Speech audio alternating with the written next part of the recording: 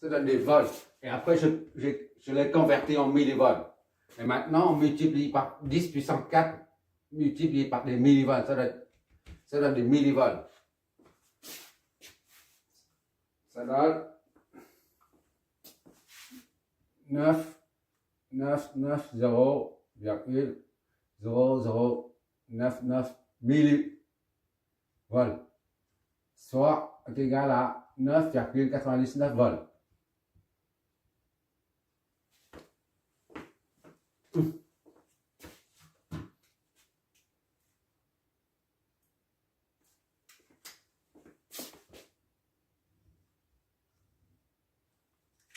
Ça, c'est en volts.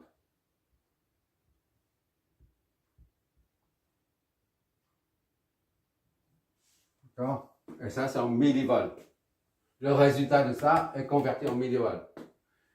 Après, ça, c'est millivolts. On donne des volts. Bon, ça, maintenant, on sait que la tension aux bornes 5,0, c'est 9,99. Pour trouver VA ou la sortie, là, on utilise le pont diviseur de tension. VA est égal à la résistance de talon, c'est R, L, divisé par la somme des deux, multiplié par la tension de source. Pont diviseur de tension.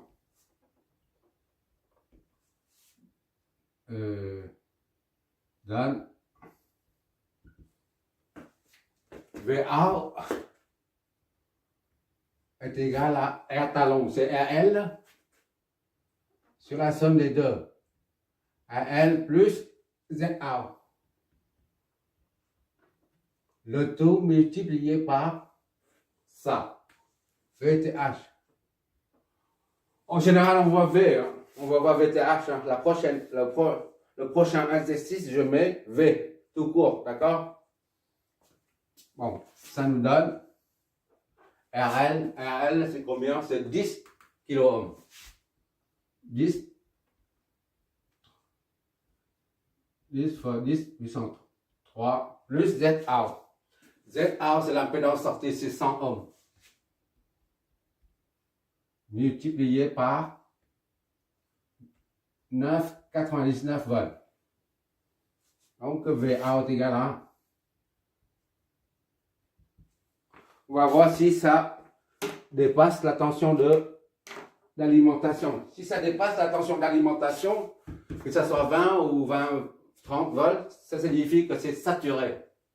C'est-à-dire, ça signifie aussi qu'on ne peut pas utiliser un amplificateur sans le chemin de retour. D'accord?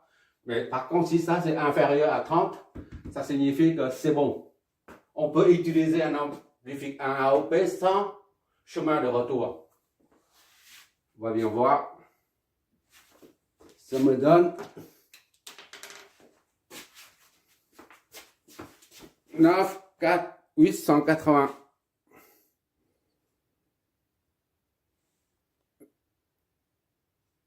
J'ai vu.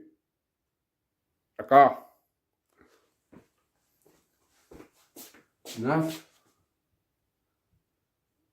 9,891 volts. Ce sont des volts. D'accord? Ça, c'est des volts. Conclusion. Conclusion, c'est que la tension de sortie, là, c'est 9, à peu près 10 volts. C'est bien inférieur. Ça représente seulement un tiers de la tension d'alimentation. Que ce soit plus ou moins, en valeur absolue. Donc, on peut, certains disent qu'on ne peut pas utiliser un amplificateur sans chemin de retour, sans boucle de rétroaction ou réaction, si tu préfères. Voilà, ça, on vient de mettre en évidence le fait qu'on peut utiliser, on vient de prouver que, la preuve est là, on vient de prouver qu'on peut l'utiliser sans boucle de retour. D'accord? Je récapitule comment on procède. Tu vas avoir le résultat de simulation sur ordinateur à la fin de du film. de cette vidéo. Au début, on a un schéma comme ça pour trouver la tension de sortie ou les courants dans les branches, peu importe. On redessine le schéma tel quel en ajoutant les impédances entrée et sortie à l'intérieur. D'accord? En dessinant la source de tension dépendante. Ce n'est pas comme ça. D'accord? Ça, c'est une source indépendante. Or, ici, c'est une source dépendante. Puisqu'il s'agit d'un produit, le coefficient amplificateur fois la différence de potentiel aux bornes de Zin, l'impédance d'entrée. Donc, ça dépend. Cette tension dépend de cette tension-là. C'est la raison pour laquelle on met un losange, mais pas ça. Dans le schéma, on voit beaucoup, on voit pratiquement ça. Et je ne sais pas pourquoi d'ailleurs. Bon, une fois on dessine Z-in, Z-out, et on met provisoirement A est égal à l'amplification, c'est 10 puissance 4. Et partir de là, on a une vue générale, une vue synoptique du problème. Et on enlève, juste enlever le triangle. Et on laisse tel quel les impédances d'entrée-sortie. On reproduit le schéma sans ces 3 traits-là, 4 traits-là. D'accord? Et on met les flèches comme d'habitude pour calculer.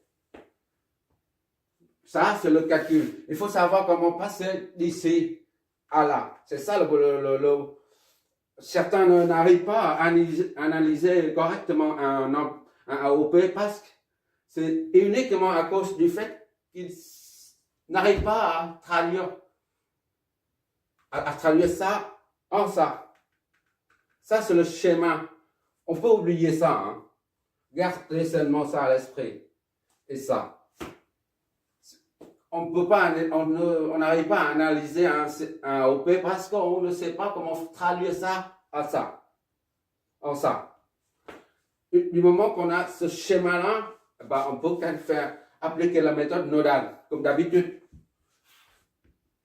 Méthode nodale. Des nœuds. D'accord? Méthode nodale. On cherche le potentiel et après on en déduit les tensions et les courants.